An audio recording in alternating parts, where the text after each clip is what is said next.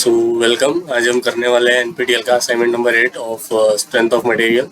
So start करते हैं। First question is cantilever. मतलब फर्स्ट क्वेश्चन चालू करने से पहले एक थोड़ा सा बेंडिंग इक्वेशन के बारे में देख लेते हैं, वो आज ज़्यादा यूज में आएगा इस असाइनमेंट में। सो बेंडिंग इक्वेशन हमारा क्या होता है, that is sigma B by Y is equal to M by I is equal to E by R. तो ये जो है इसको बेंडिंग इक्वेशन बोलते हैं हम, या इसको फ्लेक्चरल फॉर्मूला भी बोलते हैं, because bending is also known as flexure. तो यहाँ पे sigma B is bending stress and suppose कोई एक आर्बिटरी क्रॉस सेक्शन है, ये उसका न्यूट्रल एक्सिस है। न्यूट्रल एक्सिस एक ऐसा मतलब what we say cross section है, या तो मतलब पूरे बीम के लेंथ की बात करें तो एक ऐसा फाइबर है जहाँ पर ना तो टेंसाइल स्ट्रेसेस प्रेजेंट होगी ना कॉम्प्रेसिव, मतलब ये फाइबर ना तो टेंशन एक्सपीरियंस करेगा ना compression. So such fibre is known as neutral fibre and the axis, मतलब एक क्रॉस सेक्शन पे एक्सिस ही दिखेगा ना, और पूरे बीम में देखेंगे तो फाइबर दिखेगा, तो that axis is known as neutral axis. So ये सिग्मा बी किसी भी न्यूट्रल एक्सिस से एक वाई डिस्टेंस पर स्ट्रेस है, तो Y is bending stress at a distance Y from neutral axis, ठीक है। और एम क्या है, एम इज बेंडिंग मोमेंट। तो ये जो क्रॉस सेक्शन है, सपोज कोई एक ऐसी बीम है हमारी, ठीक है, तो यहाँ से एक्स डिस्टेंस पर हमने ये वाला क्रॉस सेक्शन माना है, ठीक है। ये बीम रेक्टेंगुलर है हमारी, ऐसा एज्यूम कर रहे हैं हम। तो वहाँ से एक्स डिस्टेंस पर ये क्रॉस सेक्शन है, तो उस क्रॉस सेक्शन पर मतलब यहाँ से एक्स डिस्टेंस पर जितना मोमेंट एक्ट करेगा, मतलब बेंडिंग मोमेंट जितना होगा, that will be nothing but M, okay. And what is I, I is the moment of inertia of this cross section about a neutral axis, ठीक है। तो आई को आई एन ए भी लिख सकते हैं आप, तो ज़्यादा क्लियर रहेगा। तो ये चार टर्म हो गए, एंड ई हमें पता है यंग्स मॉड्यूलस और मॉड्यूलस ऑफ इलास्टिसिटी, ठीक है। एंड व्हाट इज आर, तो सपोज कोई एक बीम है, let me erase it and make properly. So suppose there is a beam like this, these are reaction R1 R2। वो जो simply supported beam थी वो सपोर्ट को निकाल के हमने रिएक्शन ला दिए, और पॉइंट लोड कुछ ऐसा W एक्ट कर रहा है, ठीक है यहाँ पर। तो जब ये बीम W की वजह से क्या होगी, उसका कर्वेचर कुछ ऐसा हो जाएगा, ठीक है ना, मतलब ये इस तरीके से बेंड करने की कोशिश करेगी बीम। तो ये मतलब यहाँ पर लाइन करके शो किया है मैंने, तो अब हम अगर ऐसे शो करते हैं, suppose a beam is like this, initially it was like this, ठीक है, स्क्वायर क्रॉस सेक्शन था, तो कुछ ऐसी थी बीम, बाद में ऐसी हो गई बेंड होने के बाद। तो ये इसका न्यूट्रल फाइबर कुछ यहाँ पे लाया करेगा, ठीक है। तो ये जो न्यूट्रल एक्सिस है उसका मतलब ये जो आर्क बन रहा है उसका कहीं ना कहीं सेंटर होगा, सपोज यहाँ पर कहीं सेंटर है,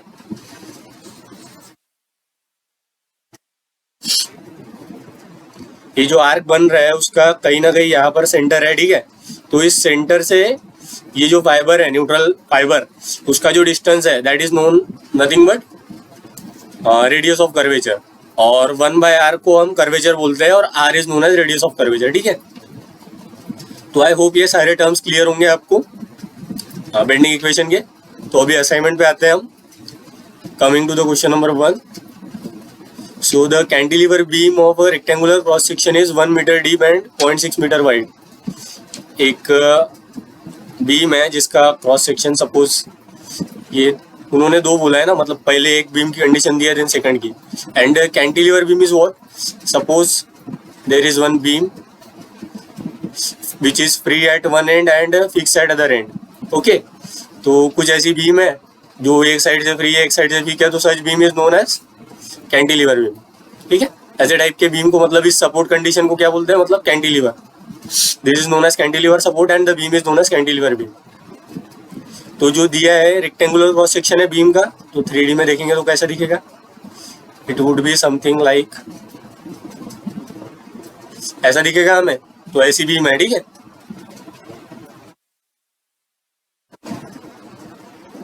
I hope it is clear to you. So rectangular cross section mention किया है, उसको ही हमने यहाँ पे दिखा है। तो it is what, it is 1 metre deep and 0.6 metre wide, ठीक है। सो ये 1 मतलब पहले पार्ट के लिए कंडीशन क्या दी है, D1 is given as 1 metre and B1 is given as 0.6 meter. It is for part 1. And if the beam were to be 0.6 meter deep and 1 meter wide, so D2 will be 0.6 meter deep and B2 will be 1 meter wide, then beam would be. तो उन्होंने यहाँ पे weaken strengthen के बारे में पूछा है, मतलब वो बीम स्ट्रेंथ के बारे में पूछ रहे हैं, ठीक है। और ये किसके बेसिस पे जज करना है हमें, क्रॉस सेक्शन के बेसिस पे। तो ये जब भी ऐसा कुछ आए, मतलब स्ट्रेंथ या वीकनेस जज करनी है बीम की और क्रॉस सेक्शन ही दिया है बस, तो कैसे करते हैं हम, बेंडिंग इक्वेशन के हिसाब से sigma B by Y is equal to M by I and bending stress will be maximum when this Y will be maximum, so M upon I into Y max. Okay, तो M by I by Y max. So ये जो term है moment of inertia about neutral axis by Y max, this total term is known as section modulus, ठीक है। तो ये कितनी कमजोर है या कितनी मजबूत है वो डिटरमाइन करने के लिए कौन सा टर्म यूज करेंगे हम, आई बाय वाई मैक्स, ठीक है। तो आई बाय वाई मैक्स अभी हम इसको सेपरेट कर लेते हैं, अलग से लिखते हैं। हमें कंडीशन पता चल गई, मतलब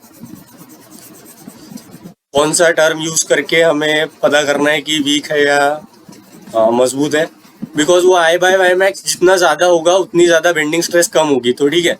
तो जितना आई बाय वाई मैक्स मतलब जितना सेक्शन मॉड्यूलस ज़्यादा उतनी स्ट्रेंथ, मतलब उतनी स्ट्रेंथ ज़्यादा मतलब उतनी स्ट्रेसेस कम बीम में, ठीक है। तो D2 is given to us as 0.6 metre and B2 is 1 metre. तो रेक्टेंगल के लिए हम जनरली निकालते हैं, देन बाद में वैल्यू पुट करेंगे तो थोड़ा इजी हो जाएगा कैलकुलेशन। तो suppose this is rectangular cross section having width B and depth D. So moment of inertia of rectangle about neutral axis is given by, suppose ये न्यूट्रल एक्सिस है NA, सो ये जो मतलब इसके न्यूट्रल एक्सिस के parallel है वो dimension को वैसे के वैसे ही लिखते हैं और उसके परपेंडिकुलर डायमेंशन का क्यूब लेंगे and BD cube by 12. So this is the moment of inertia of a rectangular cross section about neutral axis, ठीक है। तो INA पता चल गया हमें, और what is Y max, we know that मतलब Y is the distance of any fibre from neutral axis. तो वाई मैक्सिमम कहाँ पे होगा, रेक्टेंगल के केस में ये डेप्थ को सिमेट्रिकली डिवाइड करेगा, मतलब ऊपर भी डिवाइड हो नीचे भी डिवाइड हो, ठीक है। तो Y max will be equal to, Y ऐसे मेजर करते हैं ना, तो चाहे ऊपर करे चाहे नीचे करे मैक्सिमम स्ट्रेस कहाँ पे होगी, एक्सट्रीम फाइबर पे। So it will be at Y max will be equal to D by 2. Okay, so ये क्या हो जाएगा, BD स्क्वायर बाय 6। तो ये Z, I by Y max is Z, तो Z is equal to BD square by 6 आ गया हमारा। सेक्शन मॉड्यूलस की वैल्यू आ गई। तो जब हमें सेक्शन मॉड्यूलस पता चल गया तो अब हम क्या निकालेंगे, मतलब दोनों के लिए कंपेयर करेंगे। मतलब जो सेकंड केस में बीम है वो पहले केस से कमजोर रहेगी या स्ट्रॉन्ग रहेगी वो निकालना है। तो कैसे आएगा, Z2 by Z1 is equal to B2 D2 square by B1 D1 square. Ratio लेंगे तो आ जाएगा ना। So B2 is given as 1 and D2 is given as 0.6 का whole square and B1 is given as 0.6 and D1 is given as 1 का whole square. सो ये cancel, 0.6 से 0.6 तो इट्स 0.6। तो Z2 is equal to 0.6 times Z1। तो ये क्या आ रहा है कि ये जो सेक्शन मॉड्यूलस है सेकंड केस में ये 0.6 टाइम्स है Z1 का। तो बीम क्या हो गई, मतलब 0.6 टाइम वीक हो गई, ठीक है ना, बिकॉज Z2 0.6 टाइम Z1 आ रहा है, मतलब Z2 Z1 से कम है तो बीम वीक हो गई। कितना वीक हो गई, 0.6 टाइम वीक हो गई। आई होप समझ में आया होगा आपको ये problem. Coming to the next problem, a cantilever beam of length 2 metre, length is given to us as 2 metre and उसका क्रॉस सेक्शन दिया है 10 क्रॉस 10 mm। ऊपर भी शायद mm था, मैं मीटर बोल रहा था शायद, नहीं मीटर ही था। तो ये 10 mm हो गया। It carries a transverse load of 10 newton at a distance of 1 metre from the fix end. तो सपोज ये कैंटिलीवर बीम है, इसका टोटल लेंथ है से 2 मीटर और फिक्स एंड से 1 मीटर पर कितना पॉइंट लोड कैरी कर रही है, 10 न्यूटन का। Then the maximum bending stress in the beam is, तो स्क्वायर का न्यूट्रल एक्सिस कहाँ पे आएगा, मिड पे, ठीक है ना, सिमेट्री की वजह से। बिकॉज इसका ये वाला एक्सिस है, ये वाला एक्सिस है, दोनों एक जगह कट करेंगे तो ये न्यूट्रल एक्सिस इसका यहाँ पर आएगा। तो इसका न्यूट्रल एक्सिस आया बीच में, तो वाई मैक्स की वैल्यू क्या हो जाएगी, ऊपर चाहे ऊपर से ले ले या नीचे से ले ले, क्या हो जाएगी, it's 5 mm। So Y max will be equal to 5 mm and हमें सिग्मा मैक्स निकालना है, तो sigma max by Y max upon M by I. तो एम पता करना पड़ेगा हमें, वाई मैक्स पता चल गया, आई पता है क्योंकि ये क्रॉस सेक्शन पता है। तो जैसे रेक्टेंगल के लिए क्या निकाला था हमने, बी डी क्यूब बाय 12, और यहाँ पर बी और डी क्या हो जाएगा, सेम ही हो जाएगा for a square. So it will be equal to, मतलब सपोज कुछ ए मानते हैं, A is equal to 10 mm, A is a side of square, तो इट इज ए का पावर 4/12। तो then after calculating sigma max is equal to, M निकालना है हमें, एम मैक्स, सिग्मा मैक्स के लिए एम भी क्या आना चाहिए, मैक्स आना चाहिए। यहाँ पे एम मैक्सिमम होगा, वाई मैक्सिमम होगा, और आई जो मतलब आई तो आई एन ही रहता है, तो अगर एम और वाई मैक्सिमम होगा तो सिग्मा भी मैक्सिमम ही होगी, मतलब बेंडिंग स्ट्रेस मैक्सिमम होगी, M max Y max by I. Okay, तो एम मैक्स इज कैंटिलीवर के केस में मैक्सिमम कहाँ पे आता है, फिक्स एंड पे आता है। तो लोड 1 मीटर पे लग रहा है, तो मैक्सिमम बेंडिंग मोमेंट क्या आएगा, 10×1 न्यूटन मीटर। ओके, सो इसको न्यूटन एमएम में कन्वर्ट कर देंगे, क्यों, क्योंकि यूनिट के साथ कंसिस्टेंट रहना है हमें। तो ये क्या हो जाएगा, 10×10⁻3, मतलब 10⁻4 न्यूटन एमएम। ठीक है, 1 metre is equal to 10⁻3 metre, 3 mm। Okay, तो m is 10⁻4, y max is 5 mm and I is a⁻4, that is 10⁻4/12। Okay, so 10⁻4 cancel, 12 5 is 60, 60 is the correct answer। I hope you got it। Coming to the next question, a beam has a width b and depth d/2। So for a beam A, width is b and depth is d/2, while for a beam B, width is b/2 and depth is d। ठीक है, if a bending moment applied to both the beams are same, m is same for both, the maximum bending stress induced in the case A and B are related as। Sigma max कैसे आती है हमारी, sigma max by Y max is equal to M by I. तो I for a rectangle से B is equal to b1, D is equal to D, B A is equal to B, D A is equal to D, and B B is equal to b/2 and D B is equal to D. तो sigma max upon M by I, तो sigma max क्या आ जाएगा, for a rectangle we know Y max is nothing but its depth by 2। तो M आई की value हमने ऊपर ही देख ली, bd³/12 एंड इट्स d/2। तो ये क्या आ जाएगा, सॉल्व करने के बाद 6m/bd²। तो रेक्टेंगल के लिए इन जनरल याद रखिए कि मैक्सिमम बेंडिंग स्ट्रेस कैसे आती है, 6m/bd²। ठीक है, तो आज से ध्यान में रखना है आपको और रेक्टेंगल, अगर नहीं पता होगा तो पता होगा तो अच्छी बात है। Then sigma for A upon sigma for B, as M is remaining same, तो 6m तो कैंसिल हो जाएगा, तो यहाँ पर क्या आएगा, 1/ba² da², और ये नीचे वाला ऊपर चले जाएगा, तो that will B bb² db²। ठीक है, तो bb is b/2 का whole square and db is d का whole square and ba is ba² नहीं है, सॉरी, bd² है। ठीक है, तो ba bb वैसे का वैसे ही रहेगा। तो मेरे को एक बार वापस से लिखना दो।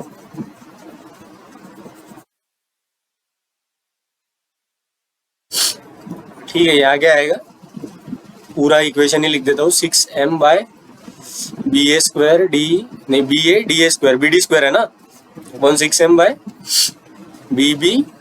db²। ओके, तो after solving what we will get, 6m cancel, ये bb ऊपर चले जाएगा, तो bb/ba अपॉन db/da का होल स्क्वायर। ओके, तो bb is b/2 and ba is b, तो इट विल बिकम एज 1, मतलब हाफ आ जाएगा ये, और db is d and da is d/2। So after squaring it we will get 2 का square, that is 4/2। तो sigma a by sigma b is equal to 2, तो sigma a is 2 sigma b। तो b is the correct answer for it। I hope you got it। This is interesting question। इसमें दूसरा part use होगा bending equation का। तो क्या है कि 0.2 mm थिक टेप ठीक है। थिकनेस दी है टेप की, goes over a frictionless pulley of 25 mm diameter. So dia of pulley is given as 25 mm और इसके ऊपर टेप जा रहा है, मतलब ये जो टेप है ये कुछ इस तरीके से बाउंड करके होगा। Tape will be something like this.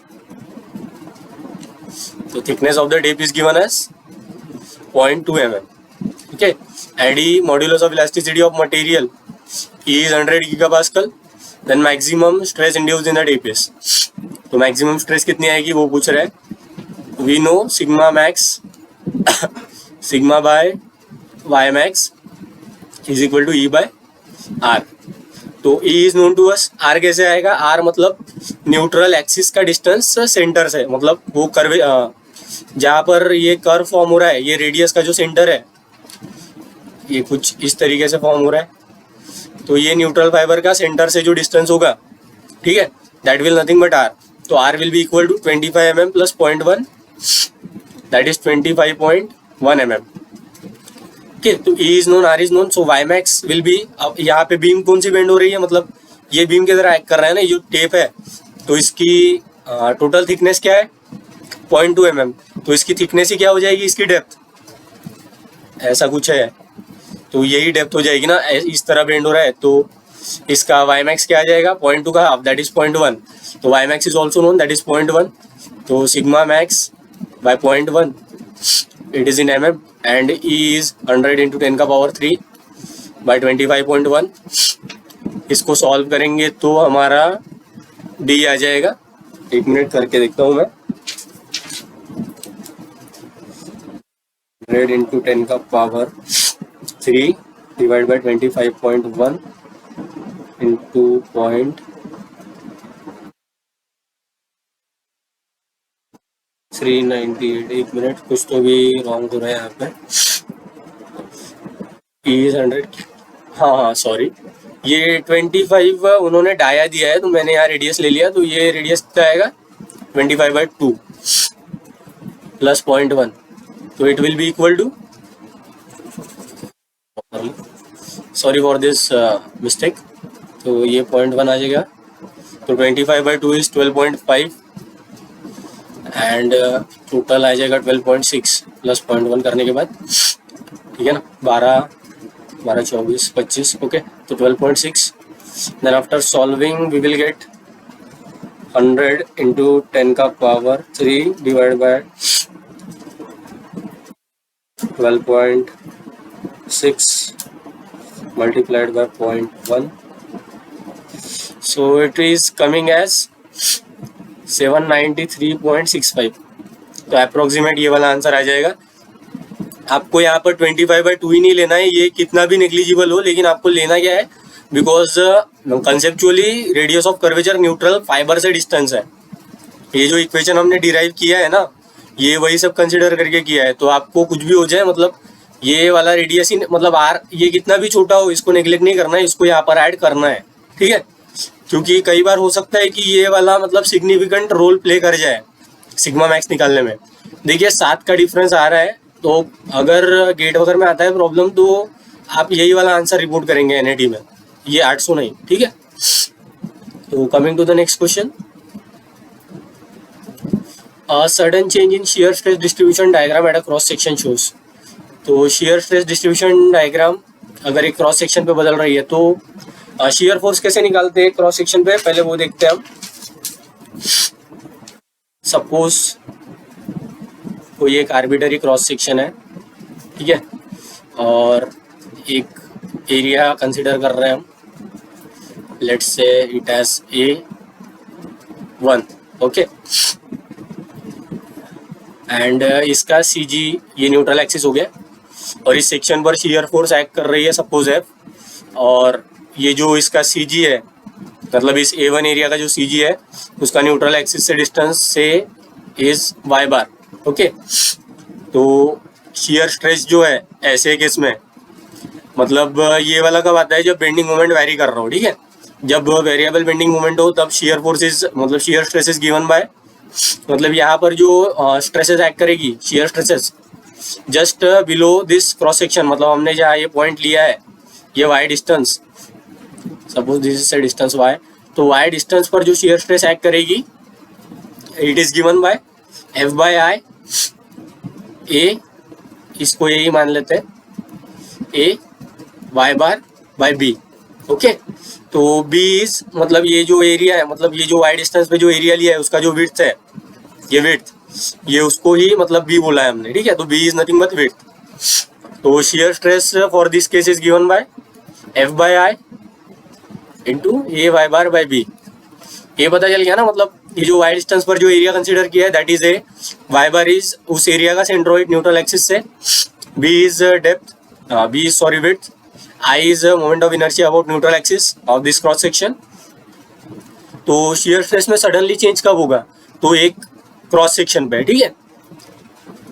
तो एक क्रॉस सेक्शन पर मतलब किसी भी एक सेक्शन पर एफ की तो वैल्यू चेंज नहीं होगी, ठीक है ना, कॉमन सेंस है ये, क्योंकि एक गिवन क्रॉस सेक्शन पर एक ही शियर फोर्स रह सकता है। तो एफ तो कांस्टेंट हो गया and I for one given cross section is also constant. Even though cross section vary भी कर रहा होगा, फिर भी मतलब एक सेक्शन पर तो आई की वैल्यू कांस्टेंट ही हो गई ना, उन्होंने बोला एक क्रॉस सेक्शन पर, तो एक सेक्शन फिक्स कर दिया तो एफ बाय आई फिक्स हो गया, ठीक है। और एफ बाय आई फिक्स हो गया, और हमने क्या बोलते हैं, क्या बोल रहे हैं उन लोग कि किसी एक गिवन पॉइंट पर मतलब सडन ड्रॉप एक पॉइंट के बाद ही होगा, मतलब कुछ अगर ऐसी है, ऐसा हो रहा है और फिर ऐसा होके ऐसा हो गया, मतलब ये किसी पॉइंट के बाद ही सडनली चेंज हो गया ना शियर स्ट्रेस डिस्ट्रीब्यूशन में। तो एक पॉइंट, अगर एक पॉइंट भी फिक्स कर देते हैं हम, तो वाई इज फिक्स, तो वाई इज फिक्स तो एरिया इज फिक्स, ये फिक्स हो गया। अगर एरिया फिक्स हो गया तो वाई बार भी फिक्स हो गया, ठीक है। तो क्या हो सकता है कि मतलब सपोज कुछ ऐसा आई टाइप का सेक्शन है, न्यूट्रल एक्सिस हो गया कुछ, ठीक है, और ये वाला हमारा एक पॉइंट हो गया। तो यहाँ पे क्या हो रहा है, इस पॉइंट पर जस्ट अबाउ विड्थ ये है और इसके जस्ट बिलो विड्थ चेंज हो गई सडनली। तो विड्थ अगर रिड्यूस हो गई तो शियर स्ट्रेस क्या हो जाएगी, बढ़ जाएगी, ठीक है। तो अगर एक पॉइंट और एक सेक्शन फिक्स हो जाए तो किस पैरामीटर पर डिपेंड करेगी, मतलब शियर स्ट्रेस डिस्ट्रीब्यूशन सिर्फ विड्थ पर डिपेंड करेगा, ठीक है। तो sudden change in shear stress distribution diagram at a cross section shows sudden change in width of a section. Okay ना, ये प्रॉब्लम से समझ में आया होगा आप। तो coming to the next question, simply supported beam of a rectangular cross section. Okay, rectangular cross section दिया है, span is given as L and concentrated W load at a mid span. Okay, तो एक draw it properly, suppose beam है ऐसी कुछ, R1 support हटा के मैं डायरेक्ट रिएक्शन लिख रहा हूँ R1 R2, एंड मिड पर क्या लग रहा है, एक कॉन्सेंट्रेटेड लोड लग रहा है, ठीक है। And if the width B of the beam is constant and depth D is varying throughout the span. तो क्या बोल रहे हैं वो कि विड्थ B तो कांस्टेंट है लेकिन D क्या है, वैरी कर रही। सपोज हम x यहाँ से मेजर करना चालू कर रहे हैं, तो dx इज मतलब depth at any section x, ठीक है ना। तो किसी लेंथ पर डेप्थ की वैल्यू अलग अलग होगी, तो वही वो बोल रहे हैं। And it is varying throughout the span, then what should be its mid span depth when design stress is f। तो जब डिजाइन स्ट्रेस मतलब सिग्मा मैक्सिमम की वैल्यू f है, तो मिड स्पैन पर that is at x equal to L/2, what is the value of depth, that's what they are asking. तो again using bending equation sigma max by y is equal to m bye i, ठीक है। Symmetry के हिसाब से mid पर load act कर रहा है, तो R1 R2 is equal to W/2 and we know bending moment at mid is given by m at x equal to L/2, W/2 into L/2 that is WL/4, ठीक है ना। W/2 this distance is L/2, multiply करेंगे तो mid पे कितना आएगा bending moment, WL/4। तो WL/4 moment of inertia is BD³/12, तो B D is dx cube by 12 and y is dx/2 sigma max, because y will be also maximum ना, for maximum stress। Design stress मतलब हम design maximum के लिए ही करेंगे ना। तो sigma max is given by f उन्होंने बोला है, and WL/4 B 4 2 8 B d x square by 12। Okay, तो ये क्या आ जाएगा 12/4 × 8 W by L b d x square. तो 1 × 4 4 3 12 एंड डी एक्स स्क्वायर को उधर साइड ले जाएंगे तो क्या आ जाएगा d x is equal to √3। कुछ तो रॉन्ग हो रहा है।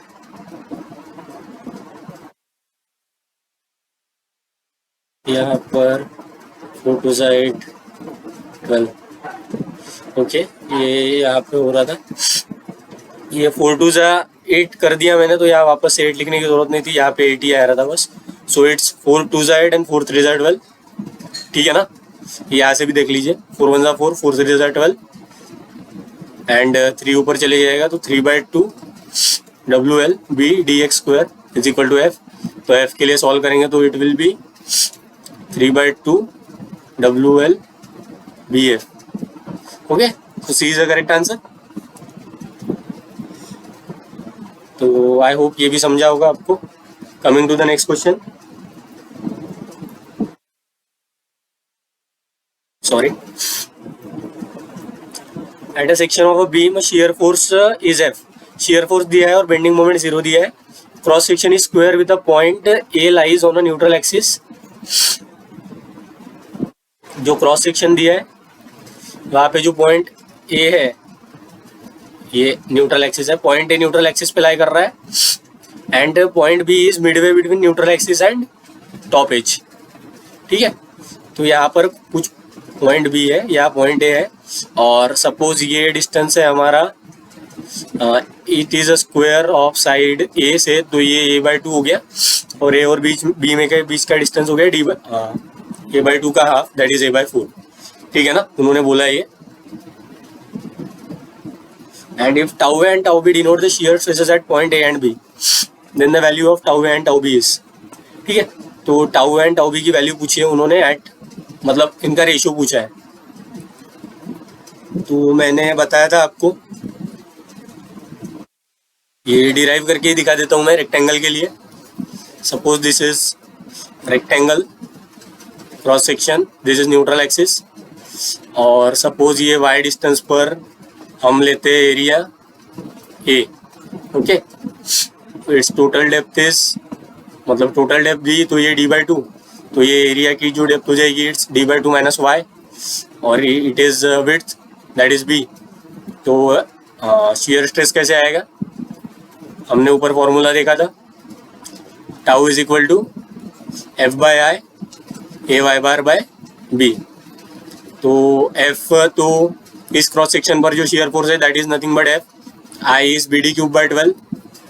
ओके, एंड A क्या हो जाएगा, A is B × d/2 minus y and y bar is ये जो व्हाट वी से, ये जो एरिया है उसका CG न्यूट्रल एक्सिस से, तो it will be equal to y bar will be equal to y plus d/2 minus y/2।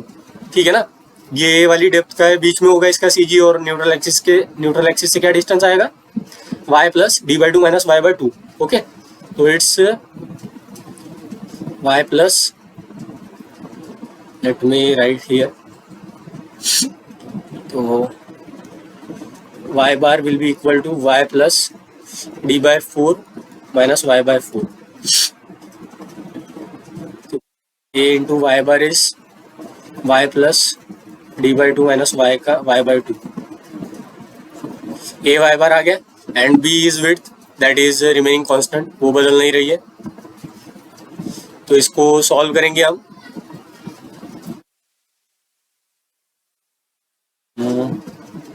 Wait a second, तो क्या आ जाएगा 12F/BD³। Okay, and b will get cancel यहाँ से और ये d/2 इंटू वाई, पहले अलग अलग ही लिखता हूँ मैं, नहीं तो कंफ्यूजन हो जाएगा। d/2 minus y into y minus नहीं प्लस d/2 माइनस वाई का होल स्क्वायर डिवाइड बाई 2। ठीक है ना, ये समझ में आया आपको स्टेप। तो लेट मी इरेज इट। ये किसकी वैल्यू है हमारी, शियर स्ट्रेस की। यहाँ पर वापस से सॉल्व करता हूँ मैं इसको। पहले हम रेक्टेंगल के लिए निकाल लेते हैं जनरली, फिर उसी को मतलब वहाँ पर BOD को सेम रख लेंगे तो वो स्क्वायर के लिए हो जाएगा। रेक्टेंगल के लिए याद रखेंगे तो जनरली मतलब अगर कोई दूसरा प्रॉब्लम आया रेक्टेंगल से रिलेटेड तो और इजी हो जाएगा हमारे लिए, इसलिए हम जनरली निकाल रहे हैं रेक्टेंगल के लिए। तो tau will be equal to 12F/BD cube, it's dy/2 minus y square plus half of d²/4, ठीक है, minus 2 times dy/2 plus y square, okay, and again after solving it 12F/BD cube and dy/2 minus y square plus d²/4, ये minus हो जाएगा dy/2, ये अंदर 2 cancel हो गया, ये हाफ यहाँ पे आ गया, प्लस y²/2, ओके। तो ये फाइनली हमें क्या इक्वेशन मिल जाएगा, सॉरी,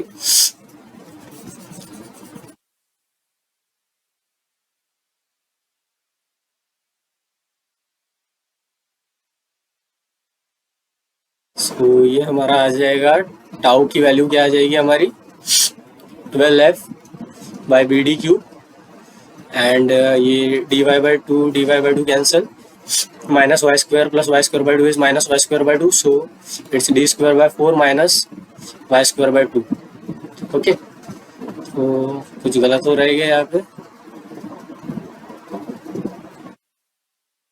लेट मी चेक, ये d²/8 आ जाएगा, ओके। तो टेकिंग 2 कॉमन, तो it's 6F/BD cube d²/4 minus y square. So किसी भी जनरल अगर रेक्टेंगल है, सपोज ऐसा कुछ रेक्टेंगल है हमारा और ये न्यूट्रल एक्सिस है, तो न्यूट्रल एक्सिस से y डिस्टेंस पर कहीं पे भी हमें शियर स्ट्रेस निकालनी है इस सेक्शन पर, ये नीचे की तरफ लगेगी। आप मतलब ये कुछ ऐसा बीम है ना, एंड सपोज ये क्रॉस सेक्शन था, ये न्यूट्रल एक्सिस था हमारा, ये न्यूट्रल एक्सिस से y डिस्टेंस हो गया ऐसा, ठीक है। तो इधर एक्ट करेगी मतलब ऐसे शियर स्ट्रेसेस इस क्रॉस सेक्शन पर, ये जो पीछे नहीं है नीचे वाला, यहाँ पर शियर स्ट्रेसेस एक्ट करेगी, ठीक है। तो आपको यहाँ पर लगेगा, मतलब इसलिए बता रहा हूँ मैं, यहाँ पर डेवलप होगी कॉम्प्लीमेंट्री वाली, लेकिन जनरली फॉर्मूला डिराइव करते समय ये वाली कंसिडर करते हैं हम, मतलब इधर जो वेरिएबल फोर्स रहती है उसको बैलेंस करने के लिए ये शियर स्ट्रेस जनरेट होती है, ठीक है। तो हमारा मेन जो था वो फॉर्मूला वो आ गया है, that is 6F/BD cube d²/4 minus y square, ठीक है।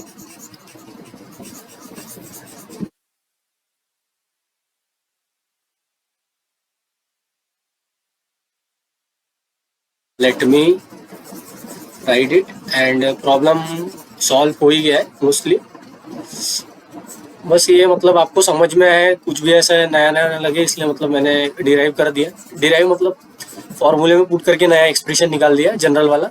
सो ये वाला है, एंड क्या करना है हमें, τA/τB का रेशियो निकालना है, ठीक है। तो force at a one given section will be same, तो it will be equal to 1/BD will be also same, क्योंकि BD is nothing but A, B is A and D is A, तो ये वाला term तो दोनों के लिए same हो जाएगा। तो बचा क्या, बचा सिर्फ ये ब्रैकेट वाला टर्म। तो ब्रैकेट वाला टर्म A के लिए क्या आएगा, इट इज d²/4, मतलब A का स्क्वायर/4 माइनस A, y के लिए क्या मतलब पॉइंट A के लिए y की वैल्यू क्या आएगी 0, y because point A is lying on neutral axis, and point B के लिए y की वैल्यू क्या आएगी, it is eight a distance A/4, तो A/4 का होल स्क्वायर, तो A²/4 upon A²/4 minus A²/4 4 16, so it's 4 4 16, तो ये आ जाएगा हमारा 16/3 इंटू 1/4, तो इट्स 4 4 16, इट्स 4/3, तो 4/3 is the correct answer for it. I hope आपको समझ में आया होगा ये, ठीक है। Coming to the next question, अगर लेंदी लग रहा होगा आपको, मतलब ये हो सकता है वीडियो लंबा बन जाए, तो पार्ट पार्ट में देखना, इस हो सकता है प्रॉब्लम ज़्यादा है इसमें, इसलिए। If a circular shaft is subjected to a torque T and bending moment M, then the ratio of maximum shear stress to the maximum bending stress. तो टॉर्क दिया है उन्होंने और बेंडिंग मोमेंट दिया है, तो ratio of tau max by sigma max पूछ रहे हैं वो।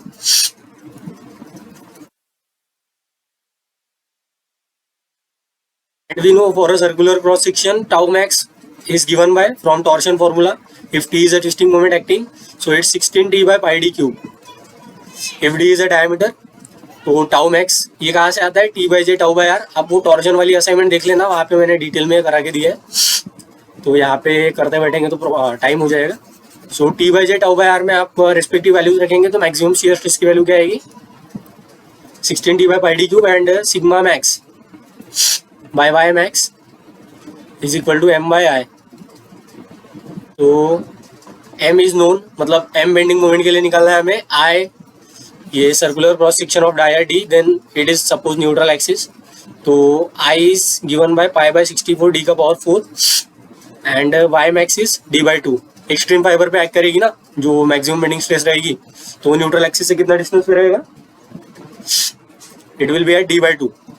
तो sigma max is 32 M by pi d cube after substituting value, y max को d by 2, I को pi by 64 d का पावर 4 रखने के बाद सिग्मा मैक्स की वैल्यू ये आ जाएगी, ये जो मैंने लिखी है 32 M by pi d cube। Circle के लिए याद रखनी है आपको, और ये वाली भी वैल्यू सर्कल के लिए याद रखनी है। Sigma max is 16T by pi d cube and is 32 M by pi d cube, तो 16T by 32 M it's T by 2M, तो T by 2M मतलब B is the correct answer. Coming to the next question, a rectangular beam 10 centimeter width is subjected to maximum shear force of 15 kilonewton and maximum shear stress is 3 megapascal. The depth of the beam is, तो beam की depth क्या होगी वो पूछ रहे हैं हम। तो रेक्टेंगुलर क्रॉस सेक्शन के लिए हमें पता है कि 6F by B D cube D square by 4 minus y square. तो टाउ मैक्सिमम कब होगा, जब ये वाला टर्म मिनिमम, मतलब ये वाला टर्म मैक्सिमम होगा। ये वाला टर्म मैक्सिमम कब होगा, बिकॉज एफ और बी डी क्यूब तो फिक्स ही रहेंगे, तो जब ये d square by 4 minus y square minimum maximum होगा, तब टाउ मैक्सिमम होगा। और ये कब मैक्सिमम होगा, जब वाई मिनिमम होगा। वाई मिनिमम कहाँ पे होगा, न्यूट्रल एक्सिस पे, बिकॉज वहाँ पे वाई की वैल्यू क्या आएगी, 0। तो टाउ मैक्सिमम की वैल्यू क्या आएगी, 6F by B D cube D square by 4, तो it will be equal to 3/2F by B D, ठीक है। And this F by B D is known as average shear stress. Wait a second, so क्या बोल रहा था मैं कि ये F बाय बी डी को बोलते हैं हम एवरेज शियर स्ट्रेस, बिकॉज ये कैसे दिख रहा है कि F बाय मतलब shear force by shear area, ठीक है। लेकिन एक्चुअल में जो मैक्सिमम शियर स्ट्रेस होती है वो क्या होती है, एवरेज शियर स्ट्रेस से ज़्यादा होती है। तो टाउ मैक्स इज उन्होंने दिया है, टाउ मैक्स की value 3 megapascal and it is equal to 3/2। Shear force की वैल्यू दी है 50 kilo newton, that is 15 × 10⁻³ newton, और विड्थ दी है 10 सेंटीमीटर मतलब 100 mm, और डेप्थ आएगी इसकी, मतलब डेप्थ सपोज D मान लेते हैं, तो B is 100 mm and D is D, it is also in mm, because ये न्यूटन में फिर ये mm स्क्वायर में, तो ये मेगा पास्कल में आ जाएगा, बिकॉज ये भी मेगा पास्कल में है।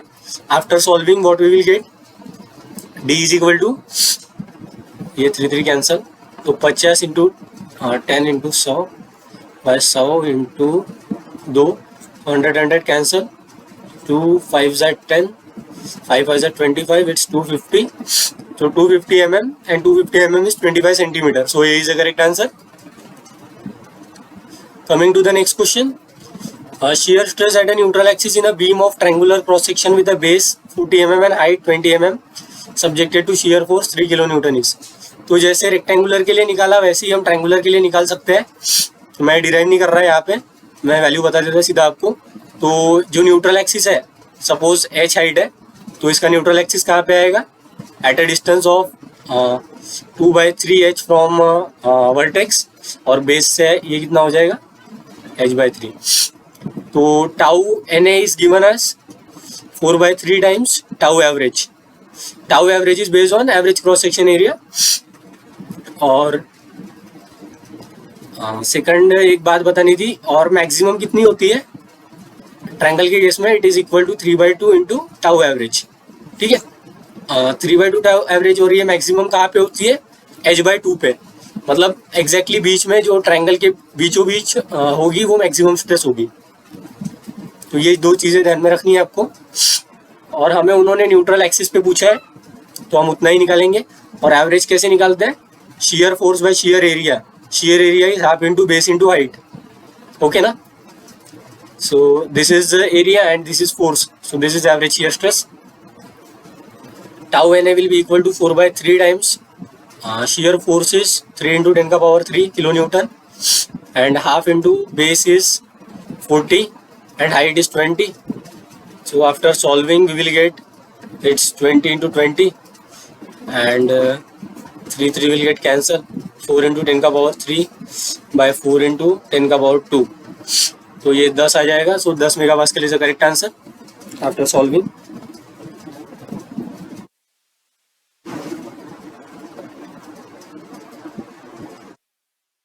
Let me fix this mic. तो coming to the next question,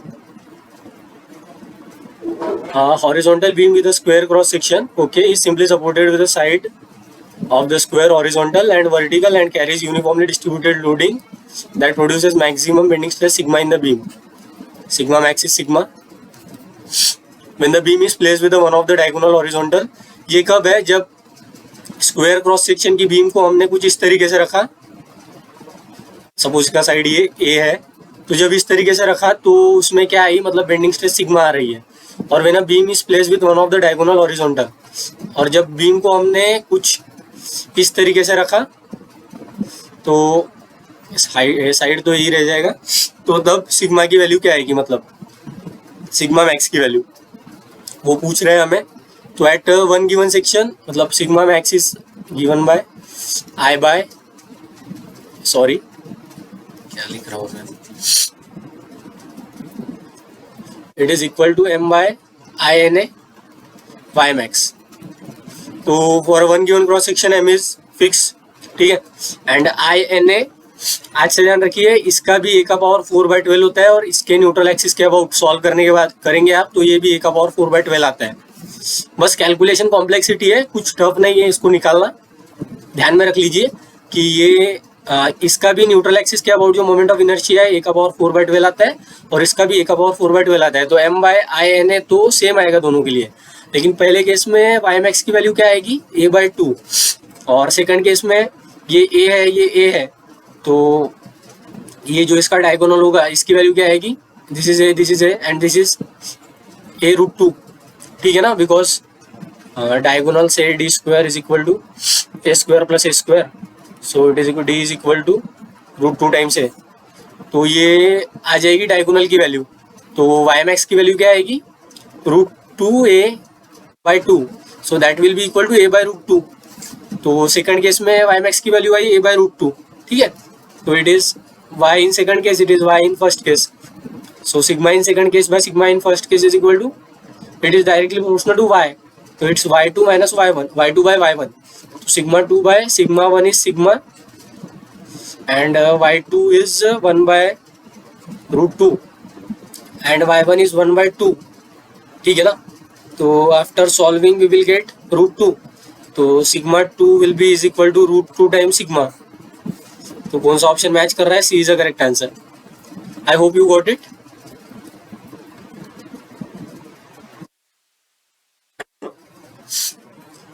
So the given figure, all dimension are in mm, shows a I section of the beam, the shear stress at a point P very close to the bottom of the flange। तो ये जो top portion है इसको flange बोलते हैं, और ये middle portion को वेब बोलते हैं। आज से ध्यान में रखिए, at a point P very close to the bottom of the flange. तो पॉइंट P पर जो फ्लैंज के बिल्कुल करीब है तो उसकी विड्थ क्या आ जाएगी? So it's say b F is equal to say 100 mm। से नहीं, मतलब यहाँ पे दिख रहा है क्लियरली फ्लैंज की विड्थ क्या है? 100 mm, ठीक है। एंड वहां पर जो शियर स्ट्रेस है tau F is 12 MPa, okay. And the shear stress eight point Q, जो पॉइंट क्यू है वो वेब के क्लोज है, ठीक है, मतलब यहाँ पे। तो यहाँ पर विड्थ क्या आ जाएगी? B W is nothing but 20 mm and we need to calculate tau डब्ल्यू। तो ये कैसे निकालेंगे? हमें पता है, हमने ऊपर ही देखा टाउ कैसे आता है, F by I A Y bar by B. तो यहाँ पर for a one given cross section F is fixed, I will also be fixed, ठीक है। एंड एक गिवन पॉइंट पर ये जस्ट मतलब सेम ही पॉइंट है, इसके जस्ट ऊपर जस्ट नीचे, मतलब ये ए भी वेरी नहीं करेगा ना इसका सेंट्रोइड वेरी करेगा, तो a Y bar will also be fix. So tau will be proportional to 1 by b, ठीक है ना, मतलब tau B is equal to constant, ऐसा बोल सकते हैं हम। और जब ऐसा बोल सकते हैं तो फिर ऐसा लिख भी सकते हैं हम। कैसा लिख सकते हैं बता रहा हूँ मैं, वेट अ मिनट। तो it's equal to tau W B W is equal to tau F B F, मतलब जब टाउ बी का प्रोडक्ट कांस्टेंट है तो ये सबके लिए कांस्टेंट रहेगा।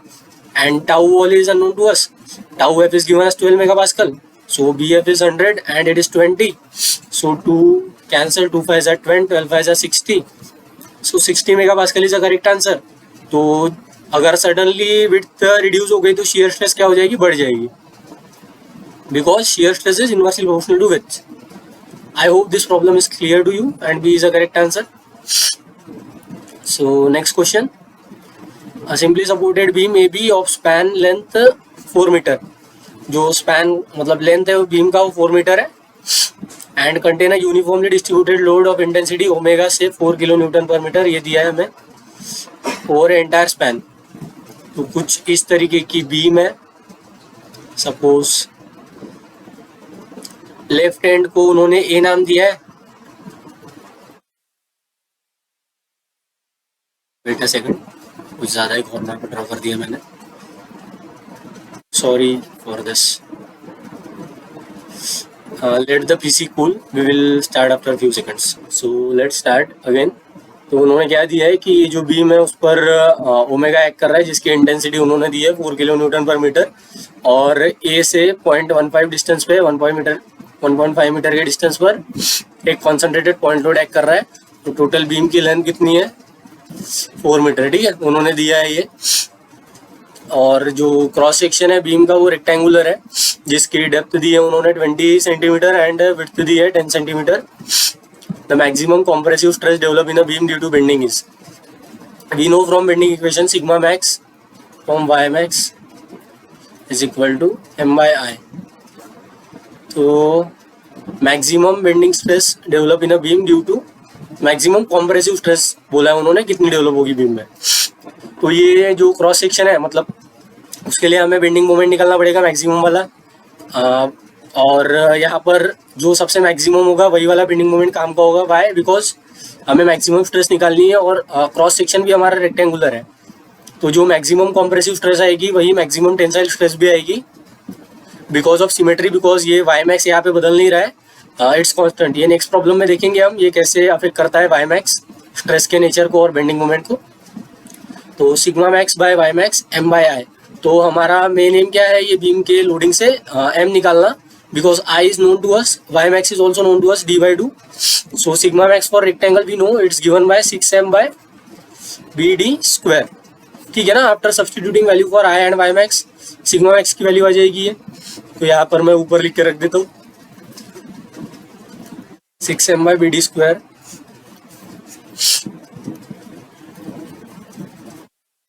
For it we need to calculate the bending moment, and for bending moment we first of all need to calculate the reactions। तो रिएक्शन निकालते हैं पहले। तो क्या आ जाएगा? RB taking moment about A is 0, तो RB cross what we say 4, it's producing moment like this, and W into 4 मतलब omega into 4 that is total loading and it is acting at mid point. So mid point beam का क्या हो जाएगा 2 metre. तो 2 metre पर ये कौन सा मोमेंट प्रोड्यूस करेगा, इस टाइप का सेंस होगा मोमेंट का. That is nothing but 2 plus that 2 kilo Newton load will produce moment 2 into 1.5 in the same sense as that of W. तो RB will be equal to omega is 4 kilo Newton per meter. So 4 into 4 to 8, 2 into 3 by 2 divided by 4.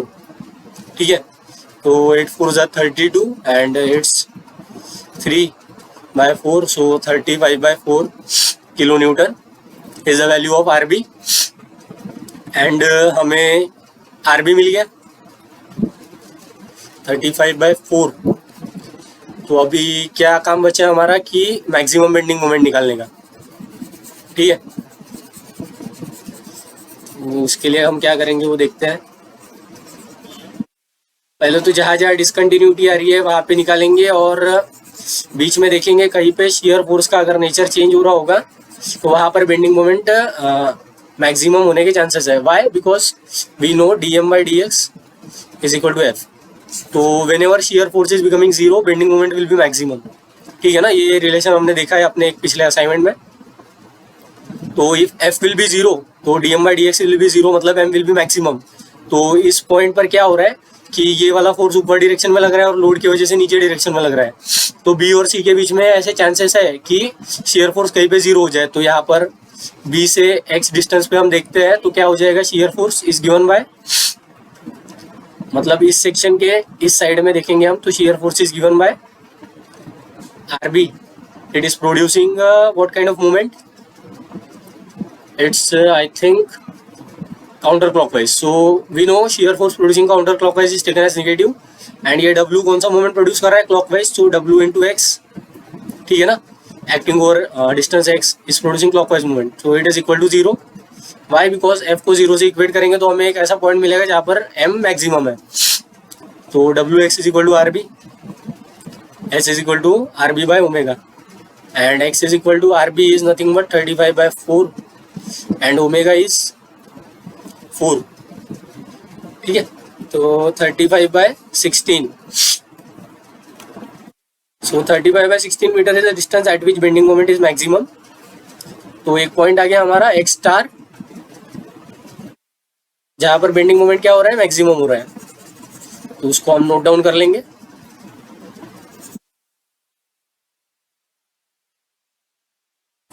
और हम और एक जगह कहाँ पर check करेंगे, मतलब 35/16 की वैल्यू देख लेते कितनी आ रही है. 35/16 2.18. ओके, तो ये 1.5 है, ये कितना आ रहा है 2.18. मतलब B से लेंथ ऑफ BC इज 2.18. नहीं, मतलब x स्टार की वैल्यू आ रही है 2.18 और लेंथ ऑफ BC कितनी है 2.5. ठीक है ना, 2.5 प्लस 1.5 इज 4. तो BC की लेंथ है 2.5 और x स्टार C के पहले आ रहा है, मतलब यहाँ कहीं बेंडिंग मोमेंट मैक्सिमम हो रहा है. ठीक है, तो हम पॉइंट C पर भी निकाल के देखेंगे कि क्या आ रही है बेंडिंग मोमेंट की वैल्यू और दोनों में से जो मैक्सिमम आएगी वो वाली वैल्यू कंसीडर करेंगे. मैक्सिमम वाले पॉइंट पे निकालनी है और जहाँ पर ऐसे कॉन्सेंट्रेटेड लोड वगैरह एक्ट कर रहे हैं वहाँ पर निकालनी है वैल्यू हमें बेंडिंग मोमेंट की. तो m at point C will be equal to that is RB multiplied by, it is producing what kind of movement, ये कैसा मूवमेंट प्रोड्यूस कर रहा है, इसको क्या बोलते हैं, सैगिंग. ठीक है, तो B into 2.5, so it will B positive, sagging is positive and omega के वजह से कैसा मूवमेंट आ रहा है, omega is acting over a distance of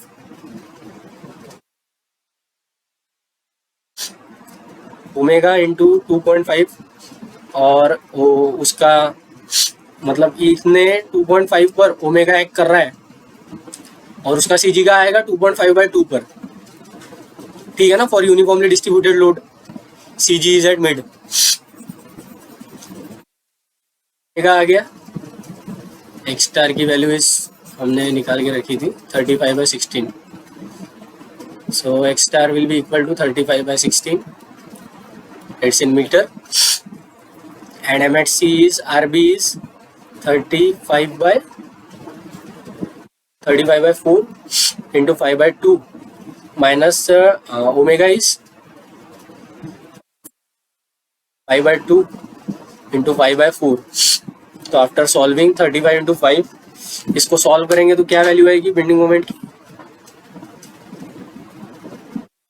35 into 5/8.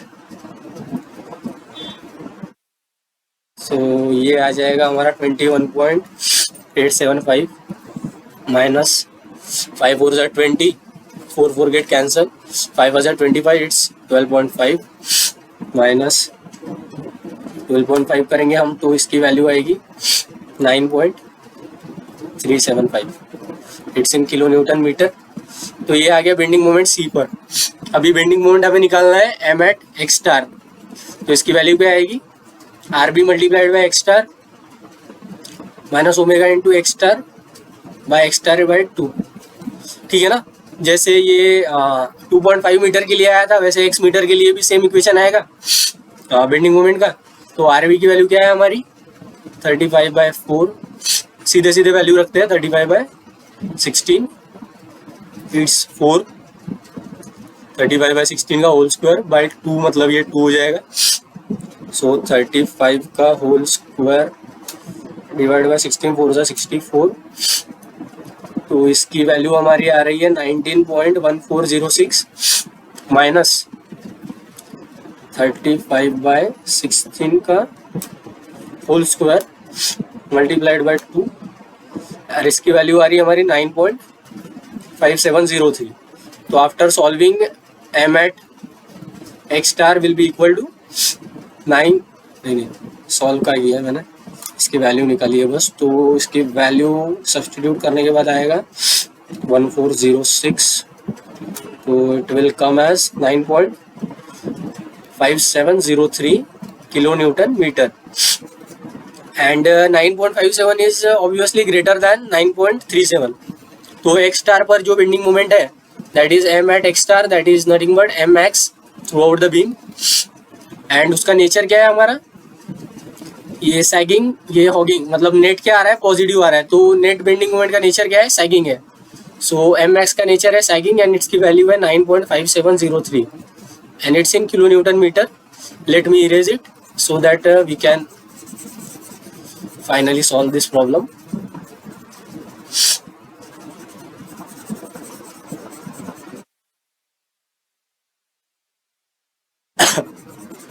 Sorry.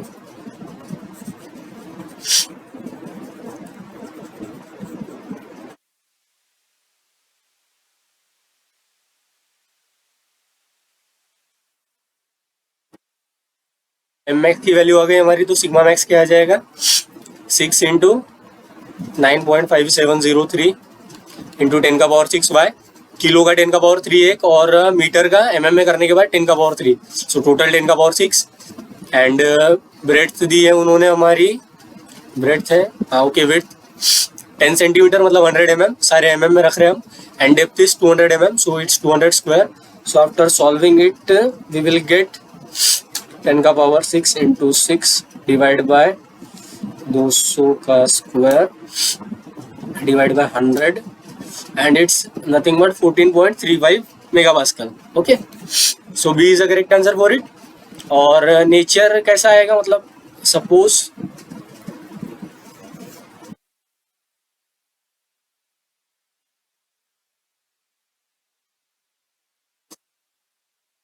उस पोर्शन में क्या कर रहा है, मतलब उतने पोर्शन में, ये मैक्सिमम वाले पोर्शन में उतना ही पोर्शन ड्रॉ कर रहा हूँ मैं. तो उस पोर्शन में क्या कर रही है? बीम सैग कर रही है. मतलब बेंडिंग मोमेंट कुछ इस तरीके से अप्लाई हो रहा है. तो ये जो टॉप फाइबर है वो क्या होंगे? कंप्रेस होंगे और बॉटम फाइबर क्या होंगे? कॉन्ट्रैक्ट होंगे. तो जब हम बीम ड्रॉ करेंगे, मतलब क्रॉस सेक्शन ड्रॉ करेंगे और suppose this is neutral axis, तो हमें पता है एक्सट्रीम फाइबर पर स्ट्रेस मैक्सिमम होती है. और इस केस में जब सैगिंग बेंडिंग मोमेंट है तो कॉम्प्रेसिव स्ट्रेस कहाँ पे डेवलप होगी? टॉप फाइबर पर. तो ये जो स्ट्रेस है मतलब that stress 14.35 megapascal MPa, it will develop at top fibre at a distance of 35/16 metre from end B. ठीक है. बी से इतने डिस्टेंस पर इतनी स्ट्रेस डेवलप होगी at a top fibre because they are asking the maximum compressive stress. I hope ये पूरा clear हुआ होगा प्रॉब्लम आप. So coming to the next question, क्या बोल रहे हैं वो, structural beam is subjected to sagging bending moment. Okay, so they mentioned about bending moment is sagging and it is unsymmetrical I section. Okay, so कुछ ऐसा unsymmetrical I section मतलब ये जो टॉप और बॉटम वाला है ये बराबर नहीं है,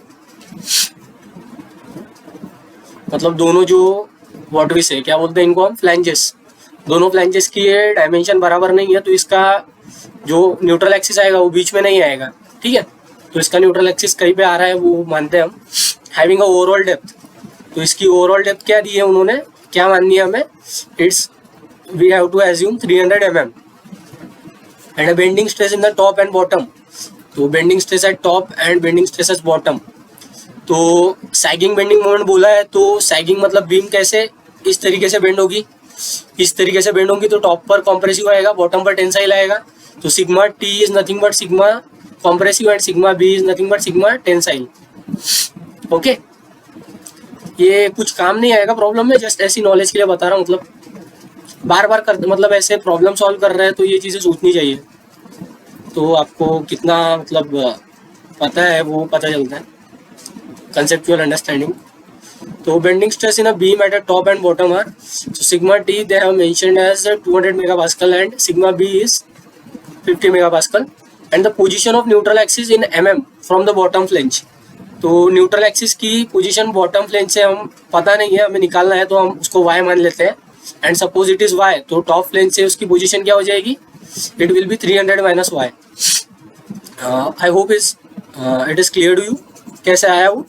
उन्होंने मेंशन किया, मतलब उन्होंने बोला है कि बॉटम फ्लैंज से न्यूट्रल एक्सिस कितने डिस्टेंस पर होगा वो निकालना है हमें, वो जब निकालना है तो वो हमें पता नहीं है, उसको y मान रहे हैं हम, तो ये y आ गया, तो ये टोटल 300 माइनस y आ जाएगा।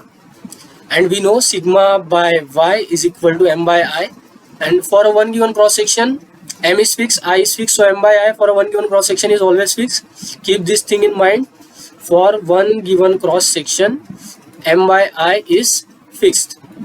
Okay, तो ये ध्यान में रखिए आप, बार बार बता दिया मैंने ताकि आपको याद रहे और आगे आपका टाइम बचे, जल्दी से क्लिक करें माइंड में। So since m by I is fixed, so sigma by y is what we say constant. So sigma t by yt is sigma b by yb. As sigma by y is constant, we can write it like this. And sigma t is 200, and yt is neutral axis से y का distance is 300 by 300 minus y, and it's 50, and it's y. So y is 200 by 200 into y is 50 into 300 minus 50y, so it's 250y as 5 3 15 into 10 का power 3, तो 150 into 100 by 250 is y, so 0 0 get cancelled, 25 4 100, 15 4 60, so y is at 60 mm from bottom fiber। I hope it is clear to you। so last question पे आते हैं अभी हम। Timber of beam 15 centimeter wide and 20 centimeter deep, so width is given as 15 centimeter, so 150 mm। mm में लिखना ज़्यादा convenient रहता है बिकॉज वो स्ट्रेसेस हमारी मेगापास्कल में रहती है ना, तो हम mm में ही लिखते हैं। And width is given and depth is given, carry UDL load over a span of 4 meter and it is simply supported। span given is 4 meter। Suppose this is RA, this is RB, this is A, this is B, and it is uniformly loaded omega, having omega की value क्या है, omega की value नहीं पता है, वो हमें निकालना है। And if the permissible stresses are 30 megapascal in bending, so sigma B permissible is 30 megapascal and tau permissible is 3 megapascal। Okay, so for this permissible value we need to calculate what will be the maximum load which can be carried by this beam। तो निकालते हैं हम।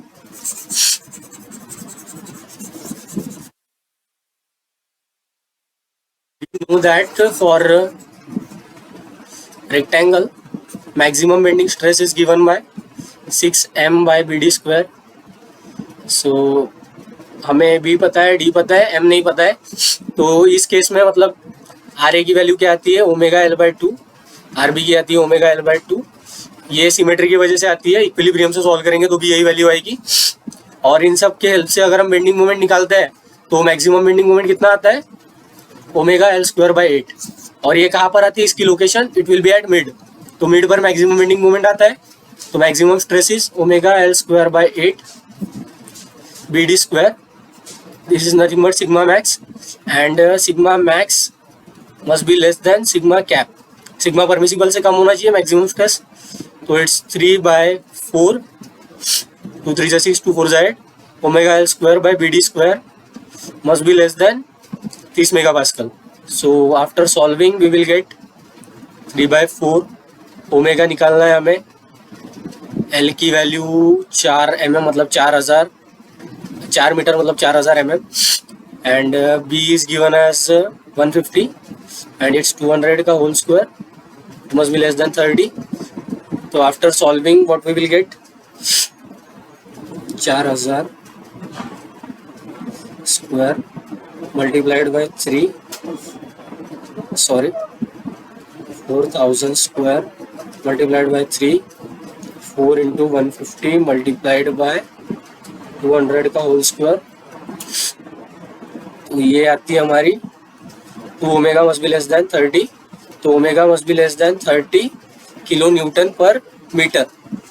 ये कैसे आ जाएगा, पहले तो value आएगी न्यूटन पर एमएम में, बिकॉज हमारे सारी वैल्यू जो थी न्यूटन में थी और एमएम में थी। ये जो सारी वैल्यूज रखे थे हमने, एल की, बी की, डी की, स्ट्रेस की, तो ये किलो न्यूटन मीटर कैसे हो गया, तो 1 mm is 10⁻³ metre, okay, and 10⁻³ ऊपर गया तो 10⁻³ न्यूटन पर metre, so it's nothing but 1 kilo newton metre. So 1 newton mm 1 kilo newton metre.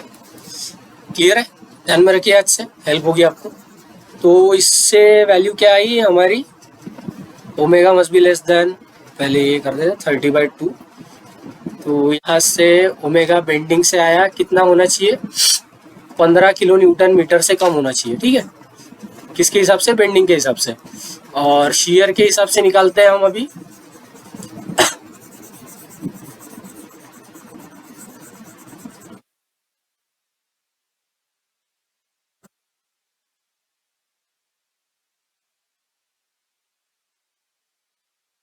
Wait a second.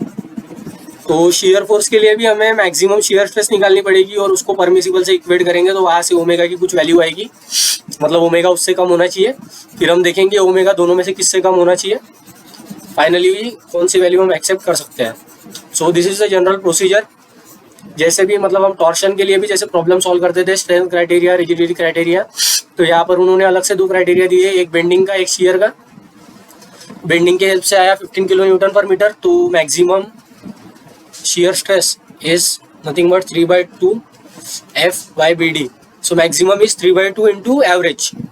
ये ऊपर निकाला हमने रेक्टेंगल के लिए, so 3/2। F की वैल्यू क्या आएगी, F की maximum value omega L by 2, और ये कहाँ पर आएगी, सपोर्ट पर, क्योंकि देखिए यहाँ पर ये shear फोर्स कौन सा मोमेंट प्रोड्यूस करने की कोशिश कर रही है, क्लॉकवाइज, और ये एंटी क्लॉकवाइज। तो जैसे जैसे हम बीच में जाएंगे तो वैसे वैसे क्या हो जाएगा, shear फोर्स कम कम होते जा रही है, और बीच में हमने देखा कि बेंडिंग मोमेंट मैक्सिमम हो रहा है, तो वहाँ पर शियर फोर्स तो 0 हो जाएगी, और इधर साइड से भी देखेंगे तो सेम वेरिएशन आएगा, तो सबसे मैक्सिमम वैल्यू सपोर्ट पे आएगी, और वो कितनी होगी, WL/2, and it is BD, so 3/4 omega L by BD। तो after putting the value, tau max is equal to 3/4 omega L is 2000, no L is 4000, and B is 150 and it's 200, and we know tau max must be less than tau permissible. So after putting this value we will get omega from shear stress criteria is must be less than, let me calculate, 4000 multiplied by 3/4 into 150 multiplied by 200, ये solve करने के बाद आता है 1/10, तो it's omega by 10 and it's 3, so omega tau must be less than 30 kilo newton metre. तो ओमेगा क्या होना चाहिए, 15 से भी कम होना चाहिए, 30 से भी कम होना चाहिए, तो मतलब ओमेगा अगर 15 से कम होगा तो 30 से ऑटोमेटिकली कम होगा, और अगर मतलब it must be less than this and less than this, so omega must be minimum out of 15,30. So minimum is 15, so 15 kilo newton metre is answer. तो ये थोड़ा लेंदी हो गया होगा असाइनमेंट, बिकॉज क्वेश्चन थोड़े से मॉडरेट टू टफ थे. And कुछ डाउट होगा तो कमेंट कीजिए. And thanks for watching.